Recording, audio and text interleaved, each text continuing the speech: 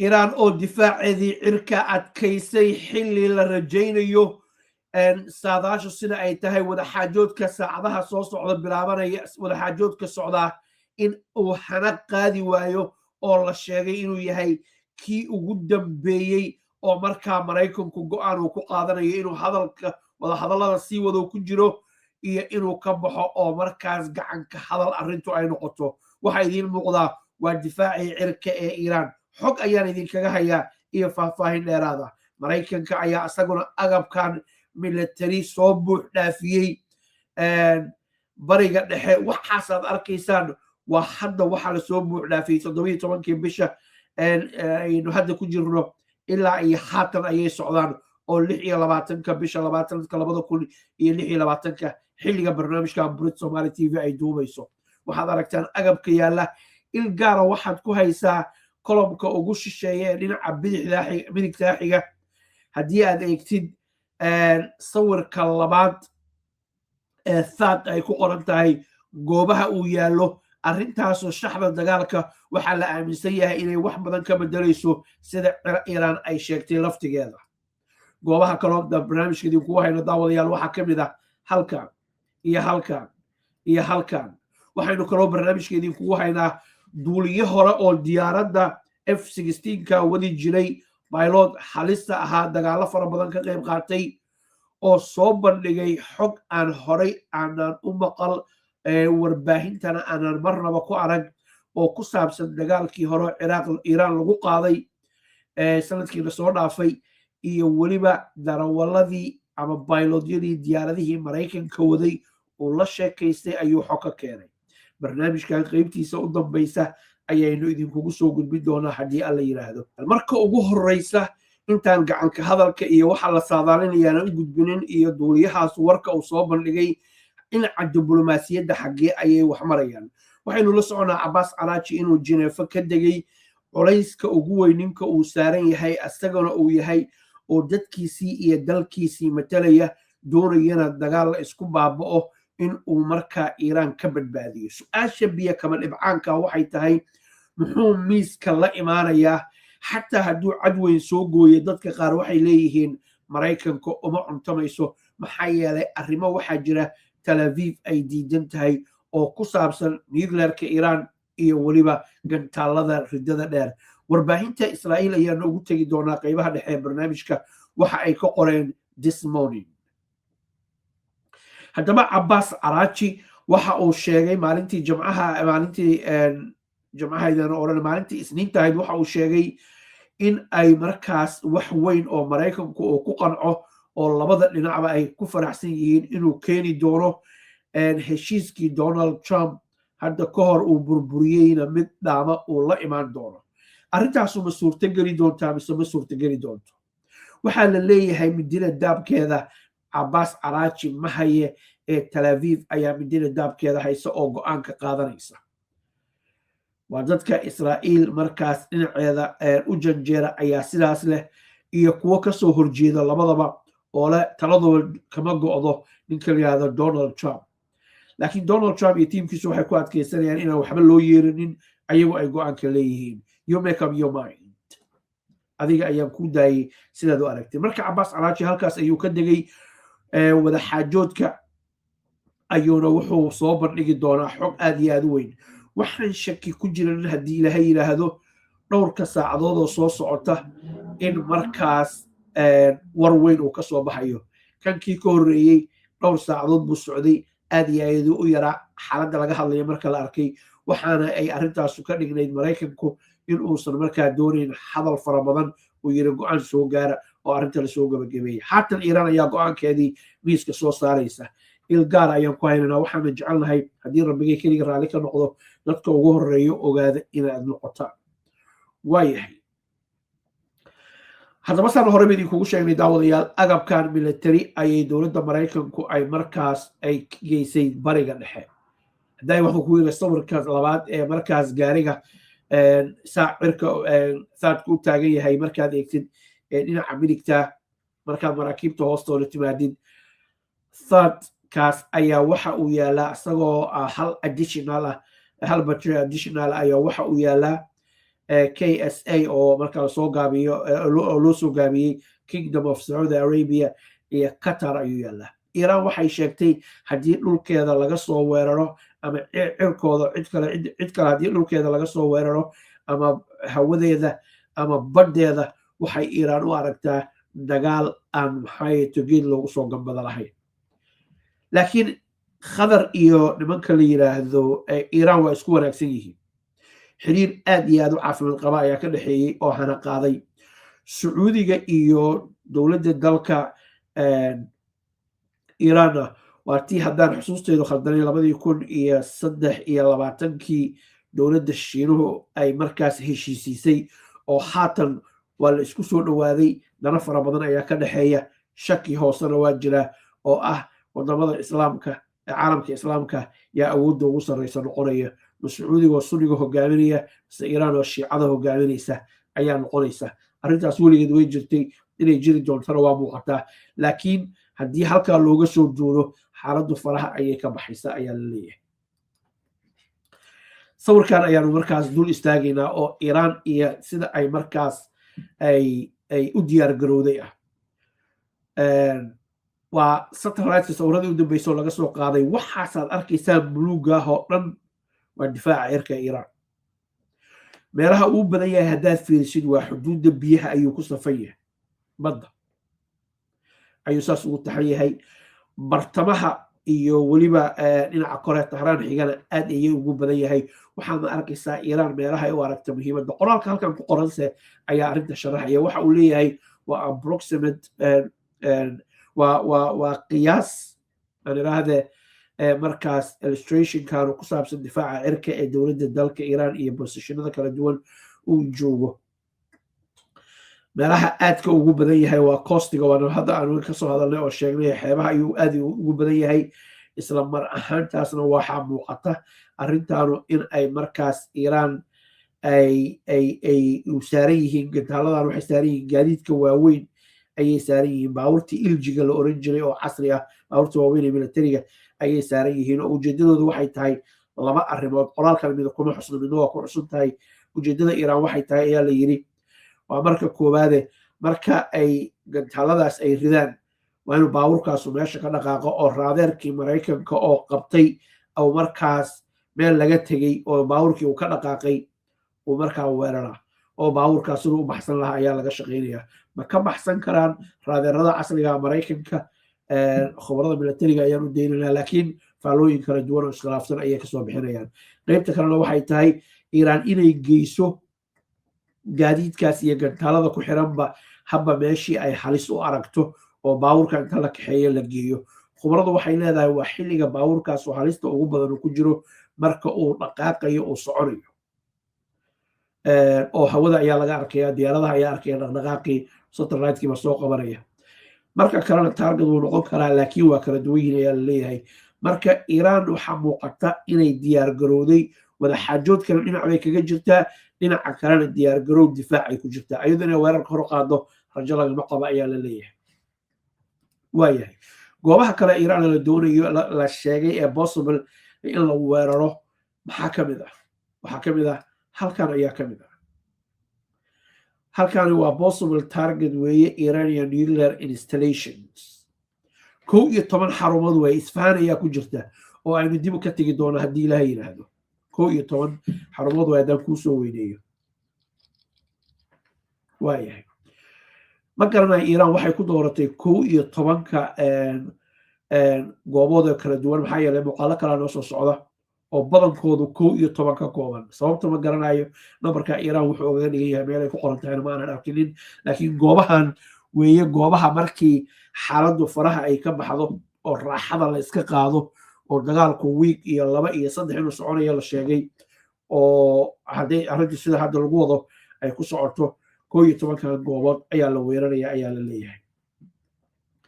waayahay possible targets in Iran militariga weeye xarumaha militariga ee la weeraraya. haddaad eegtay ayaguna waa 11 kale wey. way aadi 11 u yihiin. nambarkaas malaha Iran waa luqadii dhalinyarada way ku haysataa garan waaye. haddaba sidaad arkaysaan xarumaha militariga goobaha misayladu ay yaalaan, saldhigyada militariga waaweyn ayaa markaas ay possible target ah waxaad halkan ka arkaysaa iiraan inta ay baaxad la eg tahay dhul aad iyo aad iyo aad iyo aad u weyn weeye waayahay kan kaloo ku xigana waa kan weeye oo markaas possible targets in Iran regime infrastructure-ka ah goobaha muhiimka waxaa laga hadlayaa meelaha shidaalka sifeeya oo waxaad arkaysaa 11 kaloo qodob oo markaas Isfahan oil refinery ay ka mid tahay Isfahan horaan aragnay haddana waa soo noqotay waa meel Iran muhiim u ah bartamaha dalka ayayna dhacdaa goobaha marka ugu horeysa in la weerarayo la sheegay ayayna ka mid tahay meesha Gulf Star refinery ayaanu arkaynaa badar Abbas dekadaas aad baan u naqaanaa oil refinerygaas aad baan u naqaanaa haddaan Brit Somali TV baadena aan nahay horey ayaanu u soo aragnay oo barnaamijyo ku soo qaadanay haddaba daawadayaal waa maxay waxa sargaalka sare ee ciidamada Mareykanka hore uga tirsanaa ee pilotkan irahdee waa maxay xogta muhiimka uu soo gudbiyay to understand xogtaas waxa ay tahay waxaynu u baahanahay in aan video idinla wadaaga balse intaa ka hor aynu isla eegno wararka ku saabsan dowladda dalka Mareykanka saaka iyo meesha xaaladdu ay marayso iyadoo daqsi loo xiro barta igu hay waxaan kula wadaagayaa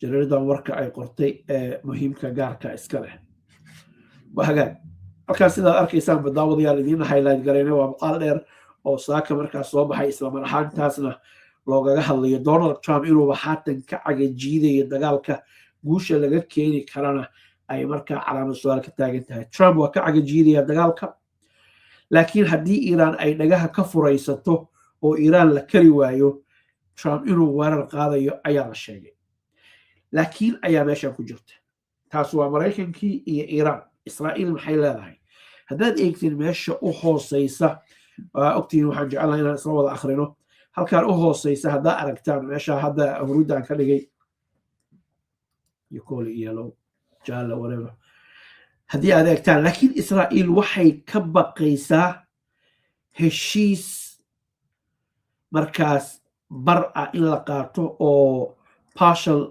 deal ah oo aan markaas Iran ka takhalusaynin haddii ay ahaan lahayd nuclearkeeda iyo gantaaladeeda ridada dheer and that is the threat Israa'iil ay leedahay waynu qabnaa in heshiiskaanu uu dhaco oo Trump ragga gadaal kaga jira la talinaya saraakiisha ah oo aan doonaynin dagaalkan inuu dhaco khasaaro qaarkood u arkaan dantooda Mareykanka inay ku jirtaan u arkinin iyo weliba saaxiibadiis caalamka gaar ahaan bariga dhexe waa Qatar oo Israa'iil meesha kala joogaan ogtahay waa Sacuudiga waa dowladda dalka Turkiga dowladahaas oo dhan waxay leeyihiin dagaalkan yaan la gelin marka Trump arrimahan aad iyo u miisaamaya iyo weliba aan iraahday ra'iisul wasaaraha dalka Pakistan oo ay saaxiib yihiin Donald Trump marka Israa'iil waxay ka baqaysaa in heshiis la galo kaas oo lagu soo gabagabeynaynin nuclearka Iran ay rabaan in gebigiisa lacagta la mariyo iyo gantaalada ridada dheer oo dagaalkii 12 cisho raaxada ka qaaday intaasna ma iga haysaan waayahay kaas intaas nooga baxayna waa maqaal dheer marka waxaan rabaa waqtiga noo baaqaabiyo meelaha banaan idinku buuxiya hatta waxaynu aadaynaa pilotkii aan idin sheegay markaas diyaaradda waday pilotka dalka Mareykanka ka tirsan ahaa marka hore diyaaraddan aynu isla eegno diyaaraddan ka hadlayno B-2 Spirit bomber and it is without a doubt the best stealth bomber ever made.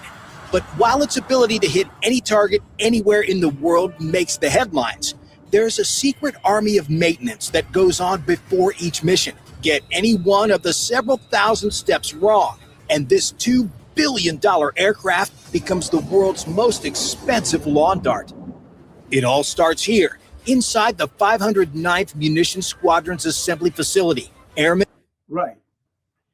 diyaaraddan waa B2 bomber way waa diyaaradihii duqeeyay Iran dagaalkii 12 cisho now waxaan rabnaa diyaaraddan in aynu intaa kaliya ka soo qaadano diyaaradda pilotku uu wadi jiray oo haatan uu markaas ruqsada ka qaatay ama howlgabka uu ka yahay taas ma ahan waa F-16 ka diyaaradda la yiraahdo ee laftigeedu Mareykanku uu ku dhaarto ayuu muddo dheer waday xogta uu soo gudbiyey ayaa soo jiidatay waxaana jeclaysanay bahda Brit Somali TV inaanu la wadaagno wararka waaweyn. John Waters ayaa la yidhahdaa waa XF-16 pilot weeye, waa ninka dhalinyarada koofiyadda qaba, dagaalo fara badan ayuu ka qayb qaatay. wuxuu u waramayaa Daniel Davids oo asaga laftigiisu lieutenant colonel hore u ahaa ciidamada dalka Mareykanka, haatana retired ah. waa la sheekeysanayaa, waa la isku riiqanayaa, xog fara badan ayay soo bandhigayaan, laakiin in yar ayaan ogaga baahanahay. waxa uu sheegay halis weyn inay halkan ka jirto. halistaas laba ka mid ah oo uu soo qaatay ayaan kula wadaagayaa, videona ku sii daynaya. waa midda koowaad, wuxuu sheegay in ay masaafada dalka Iiraan gudihiisa u dhaxaysa iyo diyaaradahanu meeshay ka soo kacayaan shidaal fara badan ay cunayaan, halistuna ay aad u badan tahay dhinacaas shidaalka oo khatar ay tahay. waxaan hore uga soo sheekeynay sida khubaradu ay sheegtay, marka diyaaradaha shidaalka hawada sare ay isku siinayaan waa xilliga ay halista ugu badan ay ku jiraan oo aysan difaaci karin, isla mar ahaantaasna target ay noqon karaan sida la sheegay. Iiraanna waynu aragnay gantaaladeedii iyo difaaceedii oo dib ugu noqon mayno. khatarta kale uu sheegay waxa ay tahay dagaalkanu haddii uu dheeraado inuu halis fara badan oo dhaawac iyo dhimasho iyo khasaare intaba uu keenayo, oo horeyna aan usoo aragnay khubro fara badan oo sidaas leh. laakiin wuxuu ka warbixiyey labadii baylodyadii aan iraahdee diyaaradan hadda idin tusay waday ee B2 Bomberska la yiraahdo, Trump uu ku faanayey, uu lahaa waa operationkii la oran jiray Midnight Hammer loo bixiyey, Iiraan lagu qaaday. Trump uu ku faanayey, uu lahaa nooceedoo kale ma aragnaa, wamaa maqalnaa, wamaa samicnaa, wacdara ayaanu dhignay. inkastoo wacdarihii uu sheegtay haatan uu leeyahay Iiraan nuclear ayay samaysanaysaa, inaan wadaxaajood la galna rabnaa, taasoo caddaynaysa ama caddayn u ah in waxa Iiraan laga burburiyey iyo sida loo dhigay ay kaafiya kala dheer yihiin. Obviously we were not there. waayahay, marka wuxuu la sheekaystay baylodyadii diyaaradda waday, waxa uuna yiri ma aaminsaneydeen inaad nabad ku soo noqonaysaan. jawaabtuu bixiyey ma raba inaan ka hor dhaco, waxaan rabaa inaad asaga ka dhegaysatid, aan kuusii daayo ayna dhegeyso. waa kan صاحبي ردان بريد سومالي تي في هوري وحنا فضلا كنت سان دي كانوا waxba idin steegin anaguna tiradina iyo tiradina ugu faano kala iskaaran. waa kan Jalla John. What may happen? I don't know what to expect as far as casualties. My assumption would be, again, if I'm Iran backed into the corner, I would think I would throw everything I have at it to try and survive and win and to defeat my enemy. Maybe I'm wrong in that sense, right? But it seems like it's a very big risk out there. Again, raalli arrintaas waan ilowsanaa asagoo ay xasuusiyey. waxa uu yidhi haddaan Iiraan ahaan lahaa maxaa dhici karaa la yidhi. wuxuu yidhi haddaan Iiraan ahaan lahaa si aan u badbaado wax allaala iyo waxaan haysta ayaan soo dayn lahaa, and that is big risk. halis weyn weeye. waa pilotkii diyaaradda F-16 ku soco. That was a question I asked the pilots that did Midnight Hammer. I was like, did you expect everyone to come home? And the very sobering answer was no. And I think that's a very real reality, that this is not the uncontested and from the air side of it environment that we've transitioned out of that mentality, I think, in the Air Force. But for 20 years of the global war on terror, you're operating in Afghanistan, Iraq, and Syria for the most part without an air threat. This is different. And then right, meeshaan u soconay halkaas weeye. sidaad maqlayseen buu wuxuu yidhi waxaan la hadlay asaga ayaa markhaatiga noola. waxa uu la hadlay baylodadii diyaaraddaas waday, ma aaminsaneydeen inaad soo noqonaysaan. waxay yidhaahdeen maya. taas waxay kuu sheegaysaa halista Iiraan. waxa uu yidhi 20kii sane lasoo dhaafay Ciraaq iyo Syria iyo Afghanistan, ciidamada cirkeeda ee Mareykanku ay dagaalka halkaa ka wadeen, ma aysan jirin ayuu yidhi walwal laga qabay weerar cirka in lagu soo qaado. Iran is different. Iran waa ka duwan tahay, budo gaar u tuman weeye, ma ahan ayuu yidhi wadamadaas oo kale. dhegeyso wuxuu yidhahdaa. Oh, by the way, something that I think is still relatively new to this, you have reduced the cost and the barrier of entry to have a strategic strike type weapon. And again, the Ukraine operation deep inside Russia, where they launched the drones outside the trucks, the Connex boxes, and were able to strike strategic bomber bases and their, I forget, I'm blanking on the name of their AWACS, their warning control plane. Yeah. Guys could have, I mean, not to play on it, right? Like 3D printing these drones in their mom's basements. And again, that was like an expert covert operation, but that's a real threat that we all face. We face it in the United States, right? I mean, how much the land has been bought up around military bases by... waayahay halkaas isaga iigu yarahay haddaba waxaan rabnaa haatan inaynu aadno ama isla eegno waxaynu rabnaa haatan inaynu isla eegno possibilityga goobaha cusub ee markaas la sheegay in ay suurtagal tahay in Iiraan laga weeraro halkan ayaanu kusoo gabagabeynaa haddii Ilaahay yiraahdo. Let's go to the map. Right.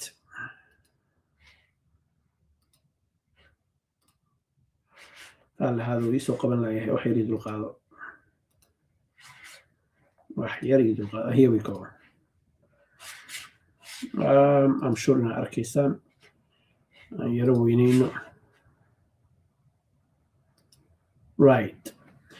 So haddii aynu isla eegno goobaha cusub ee xaatan la leeyahay Iiraan in laga weeraro ayaa laga yaabaa meesha ugu horeyso ee isha lagu hayo marka hore Iiraan gudaheeda waxa kamid ah Isfahan oo halkaana.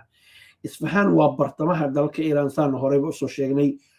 Oil refinery baa ku yaala meelaha shidaalka lagu sifeeyo ceelal waaweyn iyo lafdhabartii dhaqaalaha Iiraan waxaanu la soconaa nuclearkeeda inuu meelahaas agaarkaas iyo Isfahanba u yaalo horena loo weeraray haatana aynu aragnay muuqaalo markaas laga soo qaaday oo Iiraan ay dib u dhis ku sameynaysay.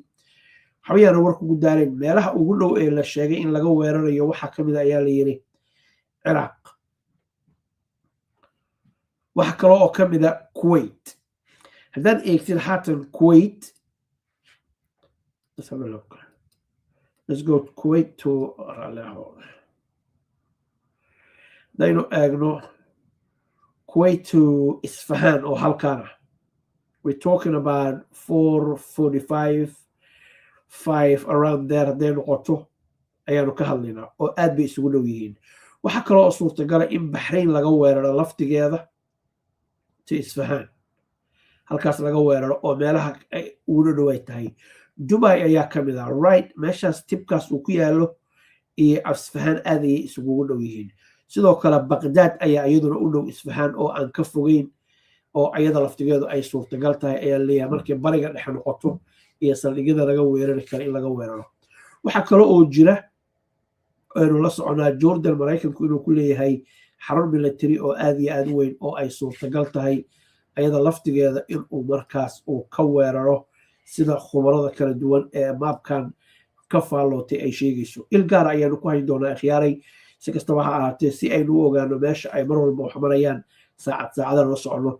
waxaynu sidoo kale isha ku haynaa wada xaajoodka iyo waxa ka soo baxa, laakiin Iiraanna tashatay, Maraykan iyo Israa'iilna tashatay. Maraykanka waa cidda laga warsugayo, laakiin warar hoose ayaaba sheegayaba Maraykanka iyo Iiraan inay is og yihiin oo wada xaajoodkan iyo waxa ka soo baxa already la isla og yahay, laakiin halkan loogu wanqalayo labada bulsho lagu seexinayo. laakiin dadka qaar waxay aaminsan yihiin waxaas waa khiyaali, arrintu intaas inay ka weyn tahay ayay saadaalinayaan.